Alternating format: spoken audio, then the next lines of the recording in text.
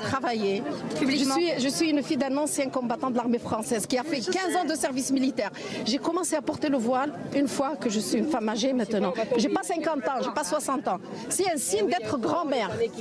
Mais pour l'islam, même si je suis pratiquante... Vous avez vu parfois il y a des petites filles qui emmènent le voile. Mais c'est 9 lions... Ah non, je suis contre. Ah, voilà. Est-ce que vous pourriez changer d'avis, madame? Je suis contre ceux qui portent les robes longues, je suis contre. Ah, d'accord. D'accord. Voilà, je suis contre. Porter un voile moderne, une tenue moderne, je suis avec. Bon, c'est bon. Voilà. David Guiraud de la France Insoumise, que nous dit cet échange? Il nous dit que Marine Le Pen n'a pas changé sur le fond. Alors en ce moment, ils essayent d'être plus doux parce qu'ils ont besoin des voix des insoumis, c'est-à-dire des voix des gens qui sont traités d'islamo-gauchistes pendant 5 ans, de danger pour la République, de complices des terroristes. Et en vérité, ils ne les auront pas, nos voix. Parce que moi, je ne voterai jamais pour quelqu'un...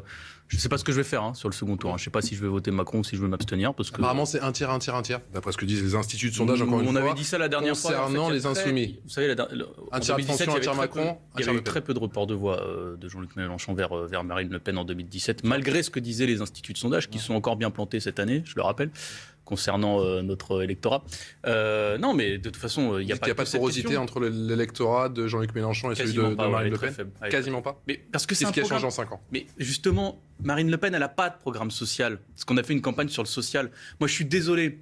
Des élus municipaux du Rassemblement national, quand ils arrivent dans les mairies, qu'interdisent la gratuité de la cantine pour les familles pauvres, j'appelle pas ça un programme social. Pour des gens qui votent pour la directive secret des affaires.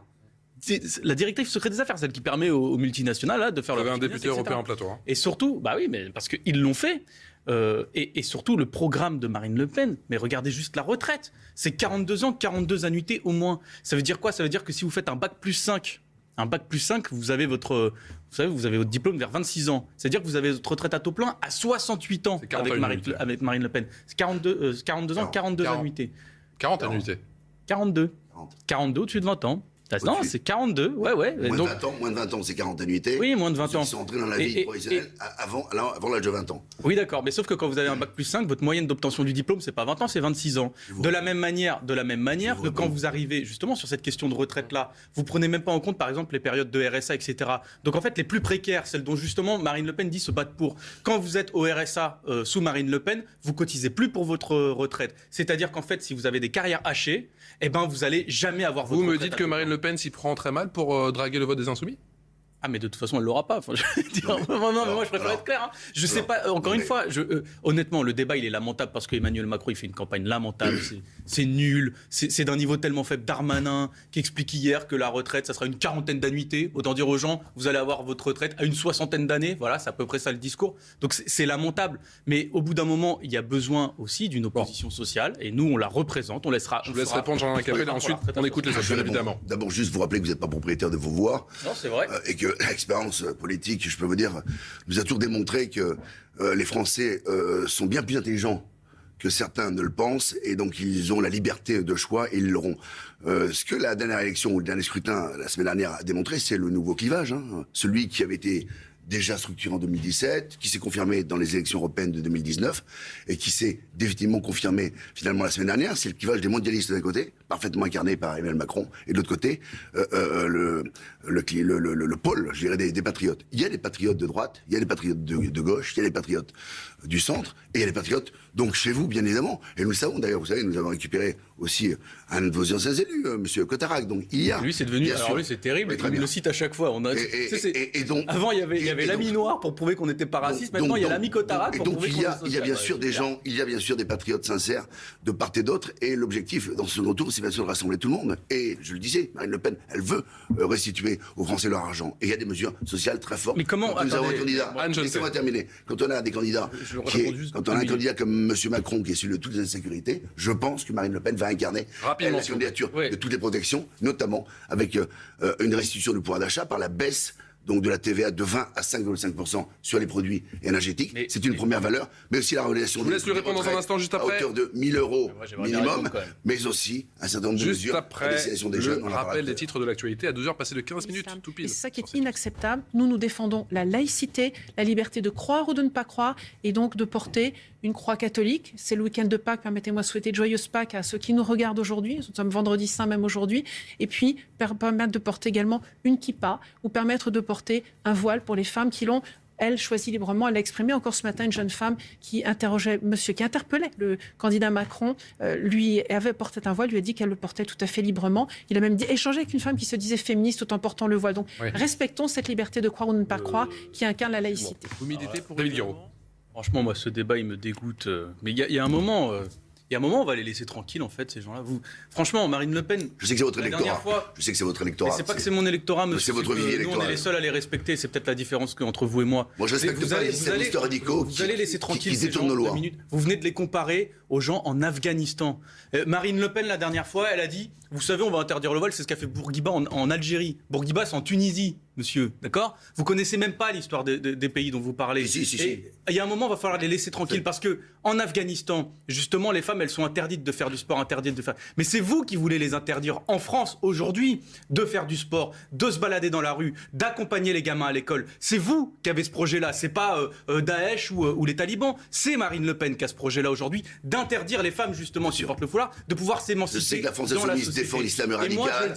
Et moi je le dis, c'est pas que je défends l'islam radical ni la complaisance. Vous êtes très complaisant. Je dis juste que ça concerne aussi Emmanuel Macron. Vous avez fermé dans ce quinquennat 718 associations, que ce soit dans le sport, etc. 718, dont certaines, franchement, dont certains lieux de culte, comme la mosquée de Pessac.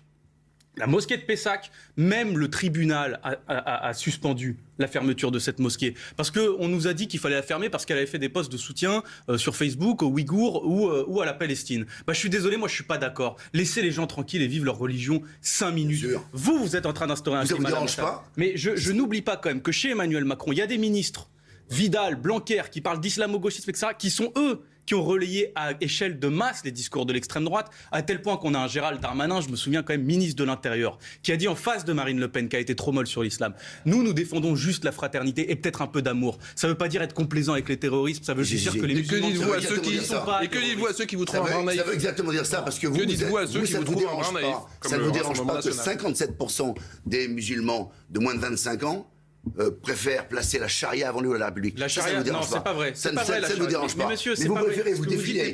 Mais on sait. Non, mais ce que vous dites n'est pas vrai. Vous préférez défiler avec les clandestins. Vous préférez défiler avec les islamistes radicaux. Ceux qui crient. Regardez comment vous montrez votre vrai visage. Ceux qui brûlent le drapeau français. Rappelez-vous, ceux qui brûlent le drapeau français. Ceux qui crient un peu, qui crient la haine contre la France. Et je vous connais. On vous connaît très bien. Je peux vous répondre ou... Non. De ce que je vois pour le grand écart avec la France insoumise, c'est mal parti. Très complaisant. Vous montrez votre vrai visage. Je crois qu'il tout à l'heure, l'élastique va craquer là. Attendez. Mais je crois. bien sûr. Non, mais c'est très bien qu'il en parle. Dans leur électorat, on sait bien. On connaît leur idéologie très islamo-gauchiste. On sait que leur terreau a toujours été un petit peu autour de cela. On connaît leur ambiguïté. Leur ambiguïté sur l'islam radical. Rapidement, s'il vous plaît. Au moment des attentats. Mais en revanche, je crois qu'il y a. Monsieur, si on peut vous parler, je crois en revanche qu'il y a des patriotes français sincères et qui sauront faire le bon choix. De nous dire qui dans notre organisation a été complaisant. Parce que vous, je vous connais, vous avez parlé de la mosquée de Pantin la dernière fois. Ce sont les cadres du Rassemblement national, monsieur Lousteau, monsieur Chatillon, qui étaient dans les cortèges de cette personnalité à Pantin, qui est accusée aujourd'hui par la justice d'avoir aidé, ou en tout cas d'avoir alerté, d'avoir fait du bad buzz sur Samuel Paty. Ce sont vos cadres politiques. Il n'y en avait pas de la France insoumise. Par contre, il y avait monsieur Lousteau et il y avait monsieur Chatillon dans les cortèges du collectif Cheikh Yassine, qui était le collectif de ce monsieur-là, de monsieur Sefrioui. Donc maintenant, ne me donnez pas de leçons. Ce sont les vôtres. Ce sont des gens comme, vous savez, cet ancien du service d'ordre du Front National qui a fourni les armes aux terroristes à Mehdi Koulibaly. Ce sont des gens comme un de vos anciens candidats au municipal qui a aidé Daesh, qui a fait avec Lafarge, qui était le patron de la sécurité de Lafarge, qui a négocié avec Daesh pour se faire de l'argent. Très rapidement, s'il vous plaît. Ce second tour, c'est tout envoyé au Rwanda. Oui, je crois que... Bon, moi, je n'aurais pas structuré ou géré les choses de la même manière, parce qu'en effet, on peut se poser des questions sur... Mais en même temps, on entend souvent, notamment au Rassemblement national, dire il faut faire comprendre à tous ces migrants que... Alors, il y a deux choses. Il y a d'abord, parce qu'il faut le rappeler aussi, une part de responsabilité dans les problèmes d'insécurité qui est liée aussi à la population étrangère. On a des chiffres, 25% de la population carcérale est étrangère, 60% des agressions sexuelles dans les transports Île-de-France sont commises par des personnes étrangères, 50% des mineurs déférés au parquet de Paris sont des mineurs isolés. Donc il y a bien aussi une responsabilité et un lien entre insécurité et migration. Merci Audrey. Les migrants britanniques bientôt expulsés au Rwanda, c'est ce qu'a annoncé hier Eh bien, Boris Johnson, le Premier ministre britannique, vous souhaitez ajouter quelque chose, David? Oui, parce que justement, votre appel des titres prouve des choses. Moi, l'immigration, la manière dont on parle le Rassemblement national, ça va pas, quoi. Par exemple, vous avez dit 60% des agressions sexuelles dans les transports en Ile-de-France. C'est un vrai fléau, hein, les agressions dans les transports en Ile-de-France, ça je veux pas le nier. Enfin, vous tirez ce chiffre d'où? Ministère de l'Intérieur. Voilà, et donc vous avez lu toute la note, parce que moi je l'ai lu. Vous savez qu'en fait cette note justement dit que les agressions dans les transports en commun, ça représente environ 4 à 5% des agressions sexuelles totales dans le pays. Donc en fait vous vous concentrez sur justement ce tout petit bout, alors que là, il n'y a même pas 3 minutes, vous avez un rappel des titres où on vous dit que 23% des femmes dans l'école polytechnique disent avoir été agressées. Ce n'était pas des migrants, vous comprenez? Donc en fait, je ne vois pas pourquoi on instrumentalise ces sujets, même si, encore une fois, dans les transports en commun, par exemple, il y a beaucoup d'agressions sexuelles, beaucoup d'agressions verbales. Et c'est un vrai sujet. Elles sont très peu d'ailleurs répertoriées à la police. Enfin, je veux dire, les gens ne portent pas plainte. Justifier l'indéfendable. 25% de la population carcérale est étrangère. Mais regardez. Et ça, c'est anecdotique. Mais en fait, ce que vous 25% de la population carcérale, on a 70 000 attendez, je vais finir. 25% sont étrangers. Mais il n'y a toujours pas de lien entre l'insécurité et l'immigration. Il y a que vous qui le pensez. En fait, ce que vous faites, notamment par exemple sur l'AME, sur l'aide médicale d'État, je vais y revenir parce qu'il y a un lien. Vous voulez supprimer l'aide médicale d'État. Mais monsieur, les gens qui vont à l'aide médicale d'État, c'est souvent pour des maladies infectieuses. C'est pas moi qui le dis, ce sont les conseils scientifiques de la santé. Et ils vous disent que s'ils y vont pas, qu'est-ce qui se passe? Les maladies infectieuses, elles se répandent et les pathologies, elles sont plus lourdes.